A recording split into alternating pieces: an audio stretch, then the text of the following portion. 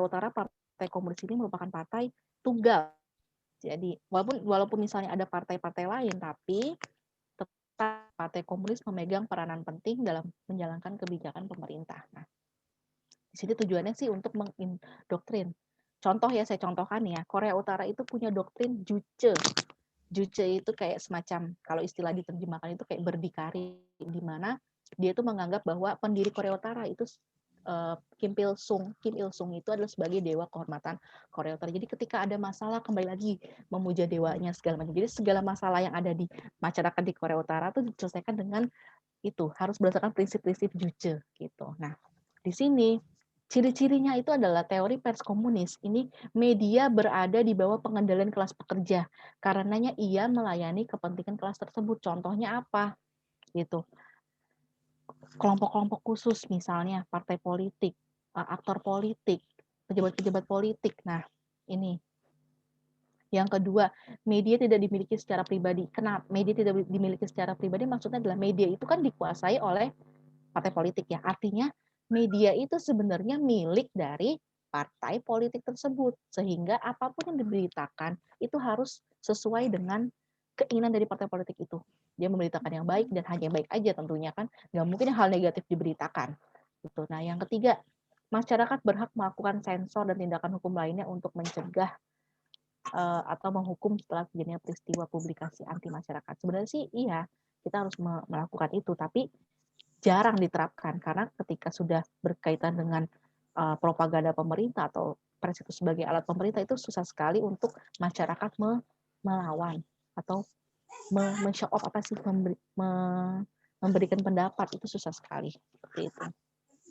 Kita lanjut. Nah, di sini ada sistem pers di berbagai negara. Oke, sistem pers yang di barat ini di USA, contohnya negara saya ambil Amerika Serikat, ini dia menggunakan sistem apa yo? Menganut sistem pers libertarian. Nah, di mana di sini ada menganut sistem liberalisme, di mana berdasarkan sistem sosial, sistem politik. Jadi falsafah atau paham liberalisme ini diterapkan tidak hanya di dalam sistem pers itu sendiri, tapi juga menjadi landasan bagi sistem sosial, politik, dan sistem pemerintahan mereka. Artinya mereka bebas melaksanakan apapun itu sebebas-bebasnya, seluas-luasnya tanpa ada kontrol sosial. Jadi contohnya nih, kayak di Amerika Serikat, pers punya kebebasan untuk bergerak. Nah, di dalam sistem liberal itu, pers itu tidak berorientasi pada politik pemerintah. Jadi di sini dia itu bukan sebagai agennya pemerintah, bukan sebagai alatnya pemerintah seperti yang tadi komunis maupun otoritarian tadi. Jadi makanya di sini bisa disebut juga bukan merupakan trompet pemerintah seperti di negara-negara tersebut ya. Karena apa? Pers ini punya hak otonomi profesional sendiri. Jadi wartawan itu punya hak penuh terhadap pers itu sendiri. Kita lanjut. Nah, sistem pers komunis ini sebenarnya contohnya sih saya ambil Rusia, tapi juga bisa diterapkan di Korea Utara. Nah, kalau di sini pers ini sepenuhnya dimiliki oleh pemerintah. Nggak ada perorangan atau swasta yang punya perusahaan atau penerbitan pers. Jadi semua di pemerintah. Tujuannya apa kalau di sini? Tujuannya itu untuk propaganda atau agitasi, menekan masyarakat agar tunduk, agar sesuai, agar ikut aturan pemerintah. Jadi tidak punya hak menjawab dan lain-lain gitu. Nah, di sini ada satu lembaga sensor diberi nama Glavit ini. Tugasnya itu sebenarnya untuk mengawasi bahan-bahan pers yang akan dipublikasikan dan tugas-tugas untuk mengamankan politik ideologis dan keamanan. Kalau di komunis atau di Rusia sih punya ini. Jadi sebelum berita itu di blow up ke masyarakat atau ke publik itu harus dipantau dulu ke lembaga sensor ini. Gitu. Bolehkah ini di blow up atau tidak, atau ditarik, atau tidak usah diberitakan atau dihapuskan. Nah, seperti itu.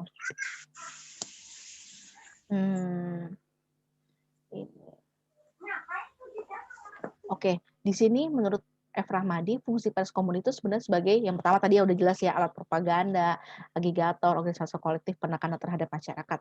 Yang kedua, saya percepat saja, pers ini tempat pendidikan kader-kader komunis di kalangan massa. Ingat bahwa kader-kader komunis itu dididik sejak sedini mungkin, tapi dia ada di kalangan masyarakat. Jadi kayak semacam ini adalah medianya dia.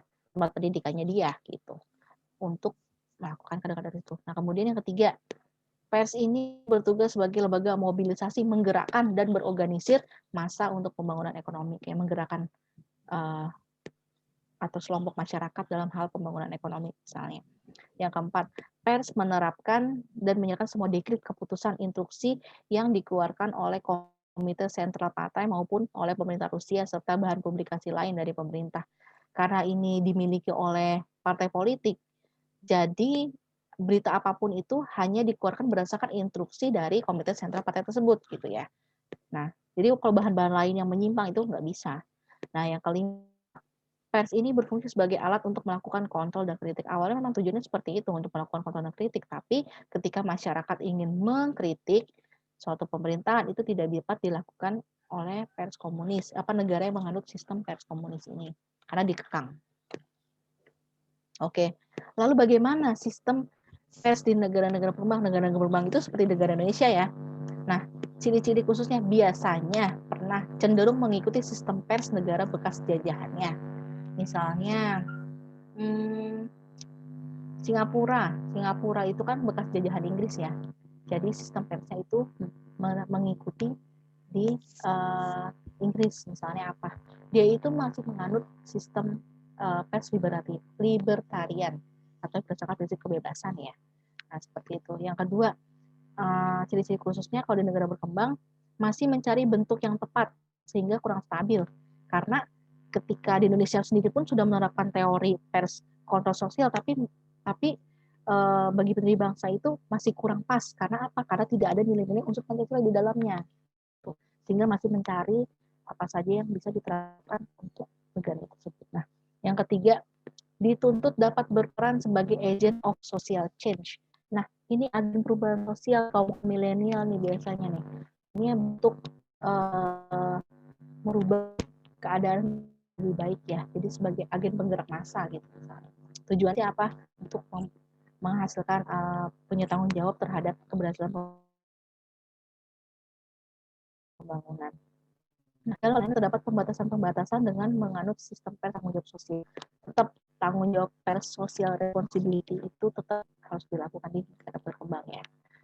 Nah, yang kelima, mengalami masalah di bidang komunikasi yaitu, nah kenapa negara-negara berkembang ini sistem persnya masih timpang tindih ya? Karena mereka masih punya masalah dalam hal informasi, itu monopoli, masih ada pemusatan yang berlebihan dari jalur komunikasi. Nah, yang kelima, pola hubungan antar masyarakat. Ini pernah ada juga yang negara-negara berkembang memakai perpaduan sistem-sistem yang ada libertarian, otoritarian, dan social responsibility. Ini oke. Sampai sini ada pertanyaan? Halo? Ada pertanyaan? Maaf, Bu. Iya. Nanti kalau itu boleh PDF-nya boleh dikirim nggak buat dibaca lagi? Boleh. Nanti ya setelah Zoom ini selesai. Zoom itu. Iya. Makasih. Oke, kita masuk ke ini. Misi dan fungsi pers. Oke, lanjut. Pers ini mempunyai misi yang pertama, ikut mencerdaskan masyarakat. Nah, pers ini harus mengedukasi masyarakat, bukan membodohi masyarakat ya.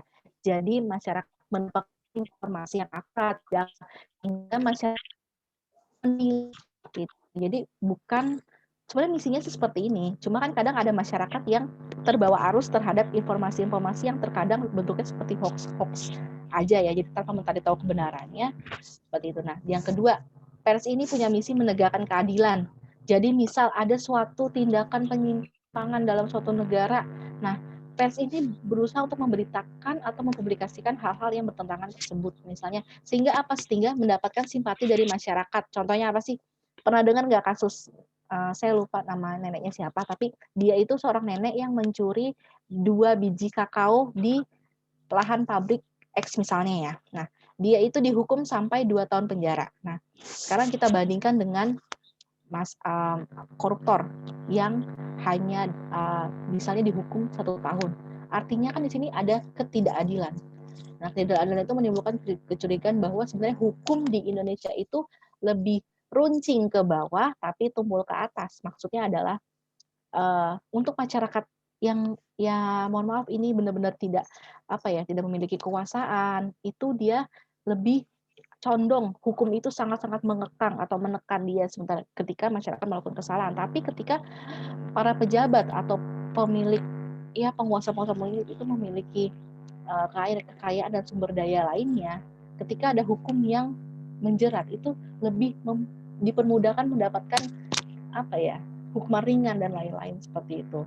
Nah, sesuai Undang-Undang Nomor 40 Tahun 99 tentang pers, pasal 3 disebutkan bahwa pers nasional itu berfungsi sebagai media informasi, pendidikan, hiburan, kontrol sosial, dan dapat juga sebagai lembaga ekonomi. Ini kalau di UNBK nih ya dulu, kalau sekarang kan namanya AKM ya. Kalau di UNBK itu sering ditanya tuh pasal-pasal. Biasanya Undang-Undang Nomor 40 Tahun 99 ini suka keluar kalau di soal tuh dari tahun ke tahun sih. Karena salah satu bank soal yang paling penting sih biasanya sih dari pers itu sendiri, jadi lebih ke undang-undang ini. Kalau sekarang mungkin soalnya AKM ya, assessment. Mudah-mudahan ini keluar lagi soalnya seperti ini gitu. Next, tunggu. Nah, ini dia nih, pers yang tadi punya 4 fungsi. Yang pertama fungsi mendidik, yaitu melalui karya-karya tercetaknya membantu masyarakat meningkatkan budayanya. Jadi ingat, fungsi pers itu harus mengedukasi masyarakat. Jadi masyarakat punya paham tentang misalnya karya-karya dicetakkan untuk masyarakat untuk pendidikan budayanya gitu. Yang kedua, fungsi penghubung, sarana lalu lintas hubungan antar manusia. Ini udah jelas nih, pers menghubungkan satu sama lain antar manusia ya. Yang ketiga, fungsi pembentuk kelompok pendapat umum, misalnya melalui rubrik-rubrik atau kolom-kolom tertentu, merupakan ruang untuk memberikan pandangan atau pikiran kepada khalayak pembaca. Contohnya misalnya ada kayak rubrik kolom jejak pendapat. Kalau di TV itu biasanya, kalau yang suka nonton TV One pagi-pagi itu biasanya ada, atau Metro TV, itu ada kayak telewicara terhadap masyarakat. Misal dia memberitakan suatu berita nih, si bukan reporternya ya, pembawa beritanya. Nah, di sini dia nelpon ke masyarakat. Gimana Pak pendapatnya mengenai vaksin Sinovac nih, bisa nggak sih diuji coba atau dicoba ke masyarakat gini misalnya. Kadang ada masyarakat yang iya saya setuju kalau vaksin itu bisa diterapkan disuntik kepada masyarakat untuk mencegah penularan. Tapi ada juga tidak setuju karena takutnya membahayakan kesehatan masyarakat itu. Ada juga yang seperti itu. Nah, itu biasanya bisa melalui rubrik-rubrik itu sendiri gitu. Jadi fungsi pers itu seperti itu. Yang keempat, fungsi kontrol, di mana berusaha untuk melakukan bimbingan pengawasan kepada masyarakat tentang tingkah laku yang benar atau yang tidak dikehendaki oleh khalayak. Jadi ada fungsi kontrolnya, misal masyarakat ingin tahu nih apa sih berita yang isu-isu yang ada di masyarakat pemerintahan itu, kalau tidak benar-benar mereka tidak ingin misalnya terjadi kasus korupsi, itu mereka harus pers itu memberitakan agar menjadi kontrol suatu masyarakat itu sendiri. Jadi ini tindakan korupsi ini nggak benar nih, jadi nggak boleh masyarakat itu juga bukan seperti itu sih. Oke, sampai di sini ada pertanyaan. Ini lebih ke peranan pers ya. Sudah jelas di dalam menurut undang-undang bahwa peranan pers ini yang pertama memenuhi hak masyarakat untuk mengetahui ya, mendapatkan informasi. Udah jelas tuh hak warga negara memperoleh informasi. Yang kedua, menegakkan nilai-nilai dasar demokrasi, mendorong terwujudnya supremasi hukum dan hak asasi manusia, serta menghormati kebinekaan. Udah jelas. Yang ketiga, mengembangkan pendapat umum berdasarkan informasi yang tepat, akurat, dan benar. Jadi bukan berita atau pendapat hoax aja. Jadi harus yang benar. Kemudian yang keempat, melakukan pengawasan, kritik, koreksi, dan saran terhadap hal-hal yang berkaitan dengan kepentingan umum. Intinya selama itu berkaitan dengan kepentingan umum, kita boleh mengkritik, tapi tetap ada batasan. Jadi nggak cuma mengkritik doang, tapi kita juga harus memberikan saran gitu. Nah, yang kelima, memperjuangkan keadilan dan kebenaran. Jadi kalau ada hal-hal tindakan tidak benar, menyimpang, ini kita harus, peranan pers ini harus memperjuangkan hak-hak tersebut. Ada kan berita yang viral nih, misal nih, yang tadi tuh mengumpulkan uang untuk misalnya si nenek tuh yang karena ditangkap mencuri 2 biji kakao itu, jadi masyarakat jadi iba kan. Nah, otomatis mendapatkan simpati masyarakat, misal sih ada yang menggalang dana supaya nenek ini tidak dipenjara segala macam, ada yang seperti itu. Sampai sini ada pertanyaan? Ada pertanyaan? Enggak. Enggak. Oke, lanjut ya. Saya jadi senang kalau gini. Oke, perkembangan pers di Indonesia. Nah ini, jadi pers pada zaman penjajahan Belanda dan Jepang. Nah, kalau pada zaman penjajahan Belanda dan Jepang dulu itu, sebenarnya sih pemerintah Belanda pun sudah membuat pers atau membuat undang-undang. Tapi apa ya? Mereka tetap membatasi sih pers itu yang dimiliki oleh pribumi ya. Karena apa? Karena harus menjadi sesuatu yang harus diperangi. Karena ketika pers pribumi ini memberitakan tentang kekejaman pemerintah Belanda, itu akan membangkitkan semangat dari masyarakat pribumi itu sendiri untuk melawan penjajahan. Jadi makanya kenapa si pemerintah Belanda ini membuat undang-undang khusus supaya membentuk pengaruh pers Indonesia. Gitu. Nah, yang pada masa pendudukan Jepang, pers ini tidak hanya berjuang melalui tulisan, tapi juga ada organisasinya, keagamaan, pendidikan, politik. Kalau di zaman Belanda kan dilarang semua tuh, tapi kalau di Jepang tuh masih ada organisasi seperti itu. Nah, tapi pada kesimpulannya adalah baik pada zaman kolonial Belanda maupun Jepang, sebenarnya kehidupan pers pada saat itu sangat-sangat tertekan karena memang susah dan juga sulit untuk dipublikasikan itu. Nah, ini contohnya nih. Zaman kolonial nih ya, ada surat kabar namanya Medan Priai. Kelihatan ya? Nah, ini contohnya. Kemudian ada lagi, nih Bintang Tionghoa. Ini surat kabar pada saat itu. Kemudian, nah kita masuk ke pers di masa pergerakan. Pada saat itu kan masa pergerakan itu ditandai dengan munculnya gerakan modern Budi Utomo ya. Nah di sini surat kabar ini lebih banyak berisikan tentang perjuangan-perjuangan sebagai alat. Kayak, kita harus melawan penjajah seperti itu. Jadi kayak lebih membangkitkan semangat kita untuk melawan penjajah seperti itu. Nah, di sini pers itu sebagai trompet ya, dalam tanda kutip sebagai apa ya, alat. Nah, organisasi atau semacam parlemen orang Indonesia yang terjajah. Walaupun pada masa pergerakan kita sudah punya organisasi Budi Utomo dan layanan, tapi tetap ada terkekang juga karena masih dijajah oleh masa kolonial. Nah, yang ketiga, pers ini menyuarakan kepedihan, penderitaan, dan sekaligus menjadi pendorong untuk memperbaiki nasib dan kedudukan bangsa. Udah jelas tadi ya, karena sebagai alat perjuangan, maka yang diberitakan benar-benar sebagai kecaman terhadap penindasan dilakukan oleh kolonial. Nah, kemudian ketika pers saat itu kan mendapatkan tekanan dari pemerintah Hindia Belanda. Nah, itu mereka itu ditutup atau dibredel namanya. Biasanya kalau zamannya Orde Baru tuh di pembredelan pers. Nah, kalau sejarah tahu nih pembelajarannya. Kemudian pada masa pergerakan baru berdirilah Kantor Berita Nasional. Kita skip. Nih contohnya nih pada saat sejarah awal ya, saudara ini. Ini ada versi publikasi. Nah, kemudian pers di masa pendidikan Jepang ini nggak jauh beda dengan yang di Belanda. Cuma ada beberapa keuntungan bagi insan pers Indonesia. Langsung saya skip ya. Yang pertama, pengalaman yang diperoleh para karyawan bertambah. Ini kan si pers Jepang itu kan melibatkan masyarakat Indonesia untuk bekerja ya. Nah, di sini si masyarakat Indonesia yang bekerja di sana itu memperoleh pengetahuan bertambah. Kemudian penggunaan bahasa Indonesia dalam pemerintahan makin sering dan luas. Kemudian adanya pengajaran untuk rakyat agar berpikir kritis. Jadi lebih mungkin ada plus minusnya ya kalau di Jepang, tapi tetap aja tetap kejam sih sebenarnya penjajahan Jepang itu juga. Nah, ini contohnya nih. Apa nih? Ya, itu surat ke kabar pada masa penjajahan Jepang ya. Kemudian ini juga Shinjinpo contohnya. Nah, pada masa revolusi fisik. Oke, saya percepat. Jadi pers ini punya dua golongan. Yang pertama, pers yang diterbitkan oleh sekutu Belanda, dinamakan pers Nica ya. Nah, yang kedua adalah pers diterbitkan oleh orang Indonesia, disebut pers Republik. Nah, sesuai fungsi dan nalurinya, pers itu harus menjadi penjaga kepentingan publik, contoh public watchdog. Nah, ini maksudnya adalah, jadi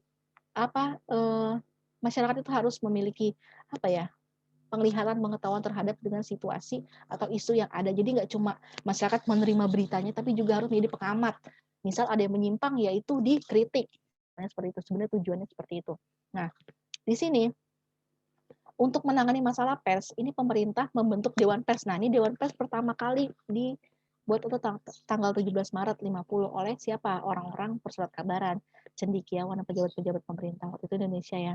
Nah, cuma karena kekuasaan pemerintah itu tidak terlawan, jadi organisasi-organisasi pers itu juga tidak berkutik, artinya tetap ditekan pada saat revolusi fisik itu.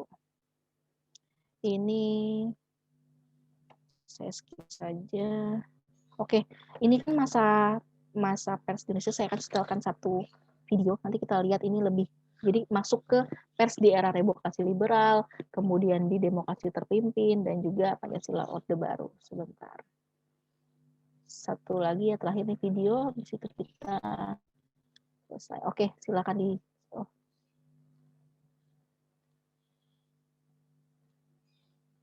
Silakan disimak. Oh, tadi yang ngechat, ntar dulu ya. Nanti saya kasih. Kalau ada yang mau tanyakan, silakan tanyakan saja ya. Boleh Japri. Oke. Sudah tampil? Tampil ya? Halo, sudah tampil belum? Sudah. Oke, kita mulai. Kedengeran suaranya?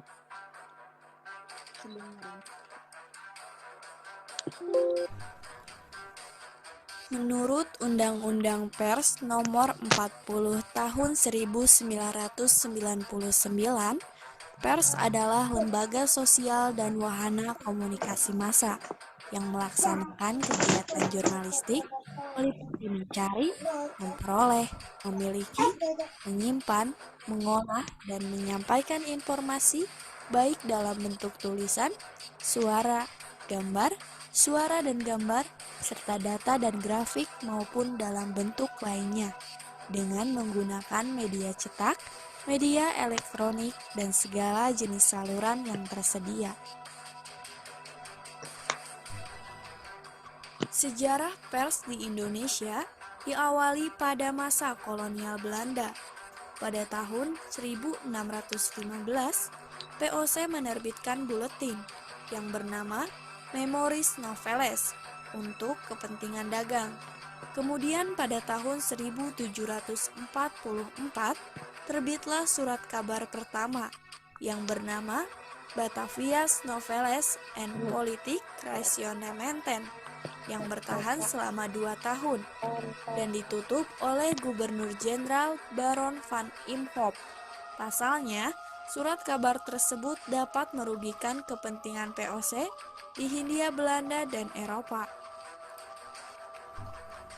Surat kabar pertama yang dikeluarkan bangsa Indonesia adalah Bromortani, yang merupakan surat kabar berbahasa Jawa pertama dan mulai terbit di Surakarta sejak tahun 1855.